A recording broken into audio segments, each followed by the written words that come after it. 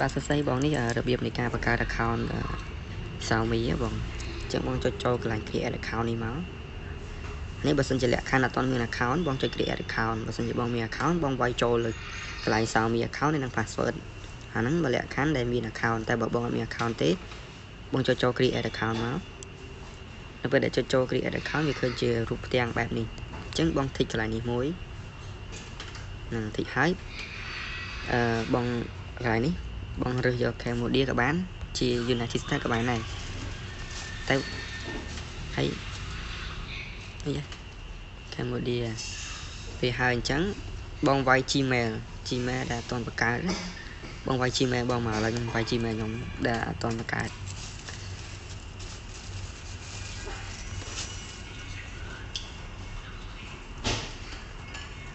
អានេះ Gmail ដែលខ្ញុំអត់ទាន់បង្កើតហ្នឹងខ្ញុំវាយវាហើយមួយវិញទៀតខាងក្រោមនេះគឺយើងត្រូវតែដាក់ password បងដាក់មកចាប់ពី8ខ្ទង់ឡើងខាងលើក្រោមដូចគ្នាបញ្ជាក់ password នេះមិនមែន password Gmail នេះទេនេះគឺជា password ដាក់ថ្មីដើម្បី app Xiaomi account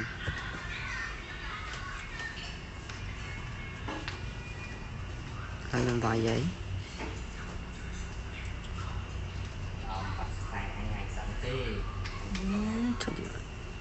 បាទពេលហើយអញ្ចឹងយើងចុចមើលបញ្ជាក់វាមកបងចុចមើលមក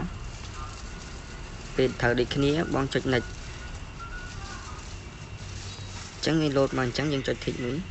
ហើយចុចតាមវាប្រាប់ហ្នឹងមកចុចរហូតតវាលែងឲ្យចុចរហូតយើងចុចរហូតពួកកន្លែងហ្នឹងវារៀងសាមបន្តិចយូរបងអញ្ចឹងបើជាយើងចុចរហូត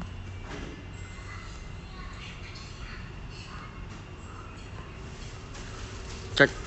តាមឈ្មោះដែលវាឲ្យយើងចុច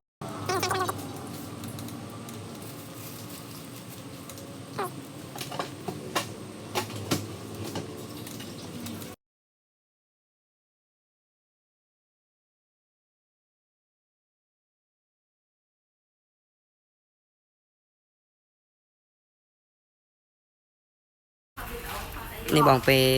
លឡើយនេះហើយបងពេលវាហើយវាលោតមកអញ្ចឹងកន្លែង create code ហ្នឹងយើងចូលមើលក្នុង Gmail យើងមកបាទចូលមើលក្នុង Gmail យើងមកនេះ Gmail ហ្នឹងបងនេះចូលមើល Gmail នេះវាលោតមកនេះ Xiaomi ចុចយក copy មកแล้วចុចយក code វាហើយយកមកផាសដាក់កន្លែងហ្នឹងផាសហើយគឺគឺរួចរាល់បាទនៅពេលរួចរាល់អញ្ចឹងដើម្បីភ្ជាប់វាបានឥឡូវចាក់ស្ដែងវា region Cambodia ឥឡូវខ្ញុំមកដូរ region ជូនបងនេះបងចូលកន្លែងadd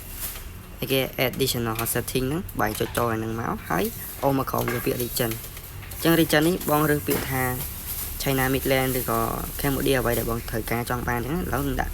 រើស China Midland នៅពេលដែលរើស China Midland ហើយបង back មកវិញមក